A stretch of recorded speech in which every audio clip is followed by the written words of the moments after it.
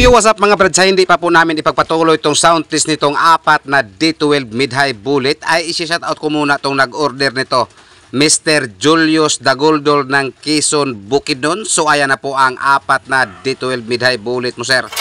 At paalala po, tig dalawang box lang po ang isa sound test namin dahil apat lang po ang speak po namin. Naka-twisting up po to, hindi po to parallel.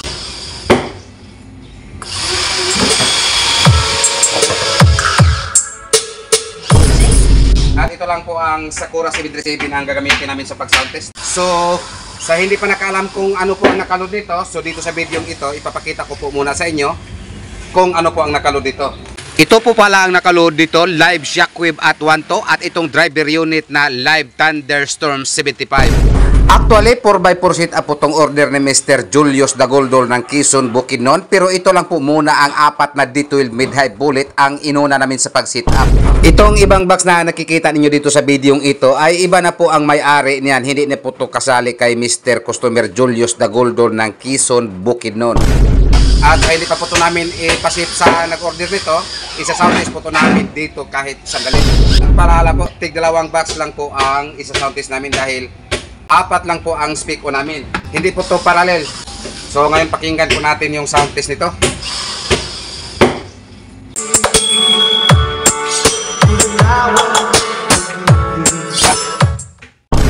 At kung makikita ninyo, wala po tayong processor dito. Ito lang po ang cellphone at itong isang 737 ang ginamit namin sa pag-sound test. Pero napakaganda po pakinggan ang kalansing sa aming Twitter mga brad.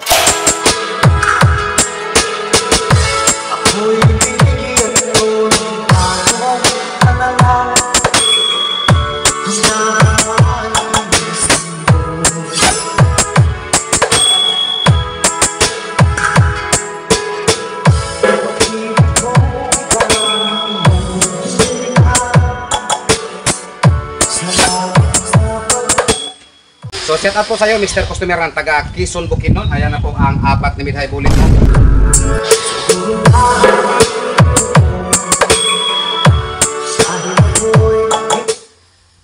Ilipat ko muna yung connection sa kabilang box dahil tig-dalawang box lang po ang sinasound test namin. Ilipat ko muna yung connection sa kabilang box dahil tig-dalawang box lang po ang sinasound test namin.